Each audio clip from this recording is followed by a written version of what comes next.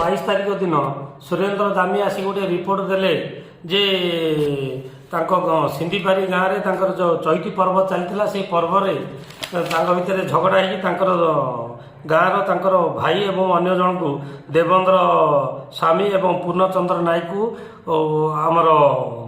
झड़ीगुड़ा गाँव लोक आसी मारपिट करके दी जन को मर्डर कर संक्रांत आम गोटे केस करूँ केस कलापर दामनजुड़ी आईआईसी केस नहीं से 13 जन ना एवं अदर्स ना एतलारे दर्शाई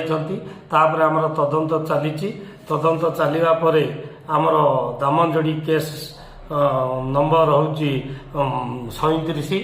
आउ से केस की तदंत चली तदंत चलिया भितर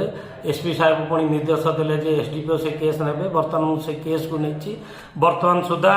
आमर 28 लोक आम अरेस्ट करूँ से भितर 21 जन वयस्क लोक एवं नाबालक ताईरे 7 जन अच्छा टोटाल 28 लोक को आम कोर्टे आज प्रोड्यूस करूँ मुदला पाखर 2 गोटी तेंटा टांगिया 6टी गोटे बोलर गाड़ी छुरी 3टी आम जबत करूँ लोक आम कोर्ट फरवर्ड करूँ।